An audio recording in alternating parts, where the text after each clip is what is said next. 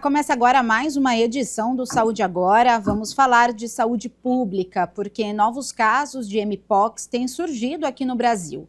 Só neste ano foram registrados 88 casos, a maioria no estado de São Paulo. A Secretaria Estadual da Saúde confirma em 2026 um total de 50 casos em território paulista. A capital é a cidade com maior número, 31 casos. Campinas com 2 casos, Paulínia com 1, Sumaré com 1 caso e Hortolândia também com 1 caso. São as cidades aqui da região metropolitana de Campinas, com notificações. 5 no total. Por isso, então, convidamos o Dr. Marcos Davi Gomes de Souza, médico infectologista, mestre em pesquisa clínica em infectologia pela Fiocruz, e ele já está conectado aqui conosco. Seja muito bem-vindo, Dr. Marcos. Muito obrigado, Cassiane. Bom dia a todos. Bom dia, doutor Marcos. Bom, para a gente iniciar, como que está, né, essa relação, como que o Brasil vê essa situação desse vírus, né? E falar um pouquinho também sobre o que vem a ser esse vírus Mpox, que tem acendido um alerta também na população. Bom dia a todos os telespectadores. A Mpox é uma zoonose, né? Então, o que é uma zoonose? É uma doença que ela teve origem, né, em animais e acidentalmente ela foi transmitida para o ser humano, né? Então isso inicialmente ela tinha até um nome, né, que ficou conhecido, mas por questões ambientais, para não estigmatizar, né, os animais, até porque hoje eles praticamente não fazem mais parte, né, desse ciclo da doença. A doença ela, no contexto atual ela é transmitida de humanos para humanos, a gente fala, né, em Mpox. Então, ela é uma doença viral, uma doença de manifestação predominantemente cutânea, né? Então, ela dá vários sintomas, ela pode afetar vários órgãos, mas o principal órgão afetado, que a gente primeiro suspeita da doença, é a pele, né? Ela não tem tratamento, mas ela possui diagnóstico e, Cassiane, o mais importante que eu acho hoje aqui no nosso papel é desmistificar, né? E tentar, porque está tendo um pânico nas redes sociais, não sei se você vai, né, abordar isso mais para frente, mas a gente precisa dizer que ela não é tudo isso que está, né, apresentando aí. As pessoas muitas vezes postam fotos, né, isoladas de casos mais graves, que são muito raros, né, mas isso não corresponde à realidade da Mpox, né, a maioria dos casos, pelo menos.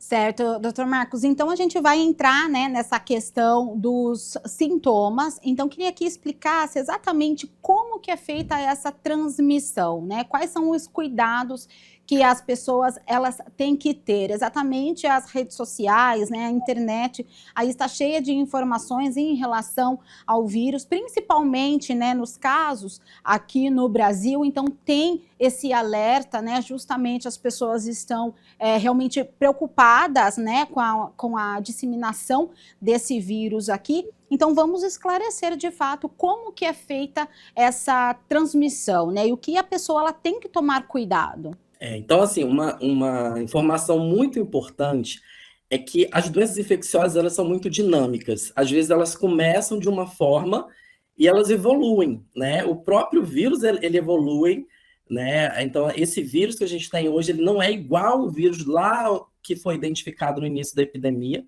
né? A gente chama de clados, né? São clados, são como se fossem cepas, né, diferentes.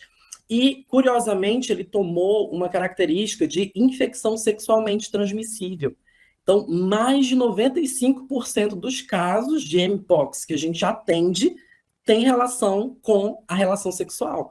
Tá? Então, as pessoas ficam muito preocupadas, eu vou pegar Mpox na maçaneta, eu vou ter que, né, não vou tocar nas pessoas, e cria aquele pânico, até porque no início, realmente, como a gente nunca tinha ouvido falar, né, a maioria das pessoas criou-se esse terrorismo, mas não é.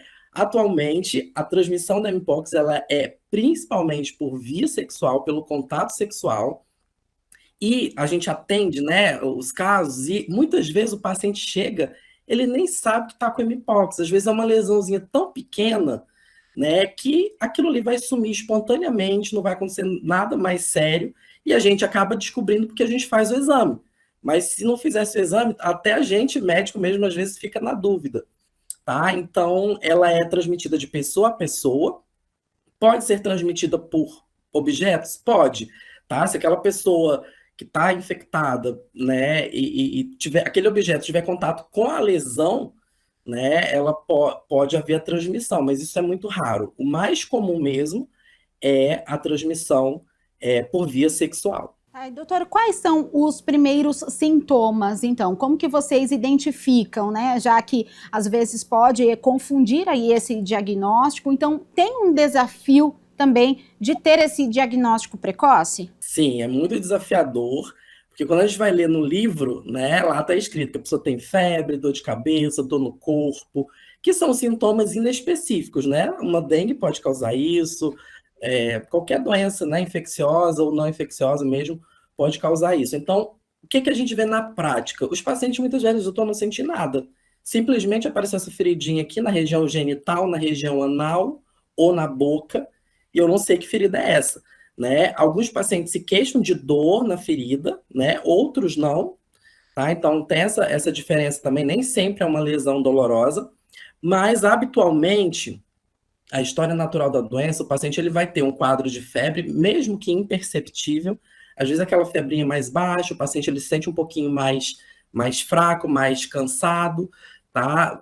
Alguns casos também podem cursar com calafrios e alguns dias depois, né, ele vai manifestar, pode manifestar, né, não é obrigatório, mas pode manifestar essas erupções cutâneas, que são, como se, parece uma verruga, né? Ela começa com uma bolha, com uma vesícula, que é uma lesão cheia de água, e aquilo ali vira uma crosta com o passar do tempo, mesmo sem tratamento, né? Vira uma crosta, e essa crosta, depois de 2, 3, 4 semanas, ela cai espontaneamente, tá? E a resolução é espontânea, né? A gente atualmente não tem tratamento. Certo. E como que é feita essa avaliação, né? O exame, qual que é o primordial exame que é detectado, então, esse vírus? A mpox, o diagnóstico dela é clínico laboratorial, né? Então, os médicos que estão acostumados a ver a mpox, a gente bate o olho, a gente já suspeita, né, que pode ser. Se o paciente falar que teve uma relação sexual desprotegida, né, mais um ponto para ser mpox. Mas o diagnóstico definitivo ele é feito através do PCR, da reação em cadeia de polimerase. O que é isso? É um exame que você pega um swab, que é um cotonetezinho, você passa ali na lesão e manda isso para o laboratório, né? Todos os LACENs, né, os laboratórios centrais de saúde pública, que tem em todos os estados do Brasil, estão preparados para fazer esse exame. Então, a pessoa que ela teve uma suspeita, ela vai procurar a sua unidade básica de saúde, né, seu profissional de saúde ali de referência, ele vai avaliar. Se possuir critérios, ele vai coletar aquele material e vai mandar para o LACEN. É importante a gente ressaltar também do período de incubação. O que é o período de incubação? É o período entre o momento que a pessoa se expôs à doença e o momento dos primeiros sintomas. Então, isso não é imediato, né? Isso pode levar até 21 dias, né? Ele varia de pessoa para pessoa, mas varia de 5 a 21 dias. Tá? Então, às vezes a pessoa, ela diz, não, mas eu não tive nenhuma relação nesses dias, mas pode ter sido aquela relação de 3, 4 semanas atrás que está se manifestando agora. E nesse período, então, né, desses 20, 21 dias, o que essa pessoa ela deve fazer? Você disse que não tem um tratamento específico, né? Mas ele precisa tomar uma medicação. Como que funciona essa parte para minimizar aí os efeitos, né? As dores e também para ir sarando toda aquela erupção cutânea. Isso é muito importante, né? Porque as pessoas. É muito estranho a gente dizer assim: olha, não tem tratamento para sua doença, né? E a pessoa fica, como assim não existe tratamento? Então, até existe, né, um antiviral, que é o Tecovirimat, mas esse antiviral ele não mostrou, nos estudos, né, que foram feitos, não mostrou um benefício claro, tá? Foram divididos 2 grupos de pacientes, um tomou, outro não, e no final das contas, aqueles que tomaram não tiveram um benefício tão claro. Então, atualmente, e ele só era empregado para pacientes com doença grave, né, que é a minoria dos casos, né? É bom que a gente reforçar isso. Quem é o paciente que vai ter doença grave? Aquele paciente que tem problemas na imunidade, né, que tem uma imunidade muito deficiente por alguma doença, tá? Então, o que a gente pode fazer? É o cuidado local, né, lavar com água e sabão, Em alguns casos, pode acontecer uma coisa que a gente chama de infecção secundária, que é quando uma bactéria da pele, ela se aproveita daquela lesão e acaba causando, né, ali uma lesãozinha bacteriana. E aí a gente vai tratar a lesão bacteriana, né, a infecção bacteriana, mas para mpox mesmo não. É importante que no período, uma pessoa com suspeita ou diagnosticada com mpox, que ela fique isolada. Isso é muito importante, pessoal, porque o que acontece? Como eu falei para vocês, muitas vezes a lesão ela é muito, muito pequena, né? Quase imperceptível. E eu tive muita dificuldade, muitos empregadores não queriam afastar o seu funcionário. Eles diziam, não, isso aí você vai ficar de atestado por causa disso, mas é um problema de saúde pública, né? É risco sanitário de transmissão. Então, para aquela pessoa, ela pode não manifestar, né, sintomas mais graves, mas se ela transmitir, né, para uma criança, para uma pessoa com câncer, para uma pessoa que vive com HIV com uma imunidade muito baixa, isso pode ser catastrófico. Então, é muito importante que a pessoa que tem a suspeita, ela fique afastada até o esclarecimento e, se for confirmado, né, que cumpra aí o período de quarentena, né, o período até a crosta cair. Certo. Então, doutor Marcos, nesse sentido, de repente, essa evolução, né, dos surtos do vírus aqui no Brasil, em algumas cidades aqui da região metropolitana de Campinas, que tiveram casos, justamente por conta, né, desse decreto também, essa declaração de emergência, né, da vigilância e também da Organização Mundial de Saúde, é justamente por conta dessa quarentena e desse afastamento que muitos pacientes não fizeram de acordo. Talvez seja isso, esse aumento aí nos casos, né? Perfeito, perfeito. É muito importante, né? E como toda doença infecciosa, a gente não pode ser egoísta, né? E às vezes, muitas pessoas até por quererem trabalhar, não quero ficar em casa, eu quero ir trabalhar, né? Mas você tem que pensar no outro também, principalmente quem trabalha na área da saúde, né? Você vai estar lidando ali com pessoas possivelmente debilitadas e que se houver uma transmissão, né, para aquela pessoa pode ter uma consequência mais séria. Daí a importância da gente, primeiro, não entrar em pânico, né? Essa eu acho que é a principal mensagem aqui hoje. Não há motivo para pânico, né? A mpox, ela tem essa característica de transmissão sexual, então muito raramente alguém que não teve, né, um contato sexual pode adquirir, né? E segundo, que mesmo que a pessoa adquira, a minoria vai ter complicações, né? Muito, muito poucas pessoas vão ter complicações. O que a gente viu na primeira fase da epidemia? Muitas pessoas que viviam com HIV, que não sabiam que tinham HIV, né, que tinham uma imunidade já muito baixa, elas adquiriam a mpox e aí essa doença evoluía de forma mais grave, né? Então, ela diagnosticava o HIV junto com a mpox.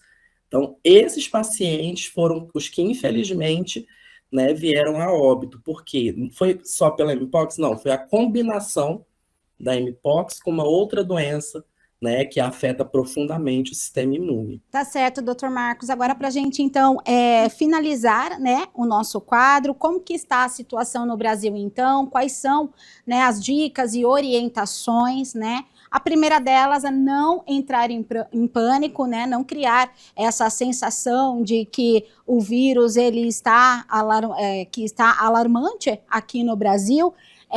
Então, eu queria que você passasse essas recomendações. Perfeito. Então, assim, atualmente, né, os últimos dados, a gente tem menos de 200 casos confirmados no Brasil. Tá? Então, primeira coisa, menos de 200 casos em 2026.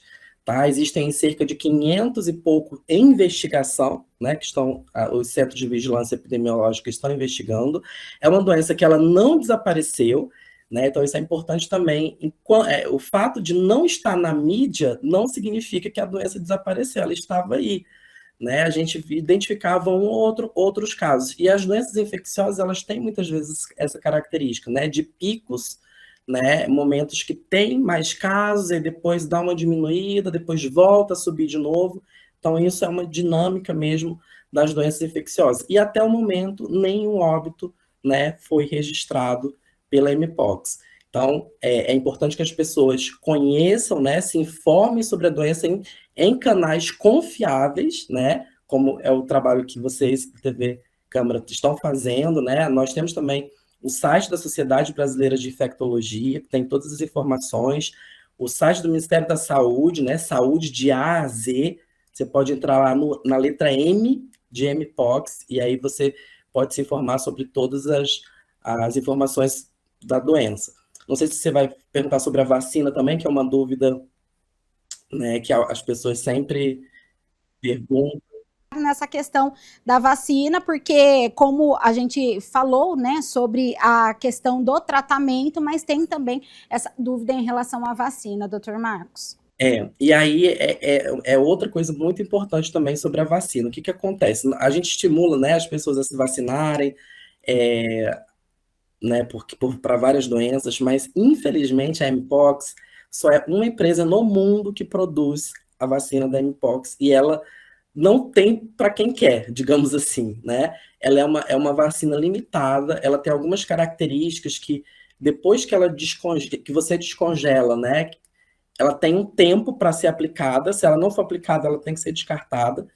Isso tudo é programado, né, pelo Ministério da Saúde, em parceria com as secretarias estaduais e municipais de saúde, para que nenhuma dose seja perdida.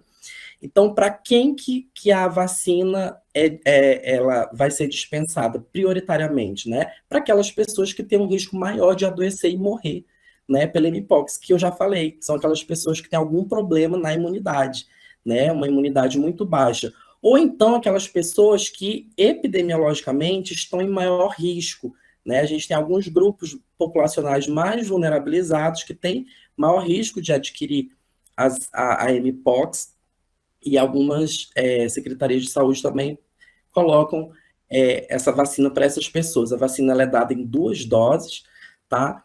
E tem esse público-alvo aí como prioritário. Tá certo, doutor Marcos, muito obrigada pela sua participação aqui no Saúde Agora. Ficou então esclarecido sobre esse vírus, não precisa ter esse pânico, então quero agradecer novamente pela sua participação e compartilhar todo o seu conhecimento em relação a esse vírus aí que tem acendido esse alerta. Muito obrigada. Eu que agradeço, Cassiane. Bom dia a todos. Bom, pessoal, conversamos então com o Dr. Marcos, ele que é médico infectologista, mestre em pesquisa clínica em infectologia pela Fiocruz e trouxe todas as explicações sobre esse vírus. Então, não precisa de pânico, o nosso quadro fica por aqui. Te espero na próxima edição. Até lá!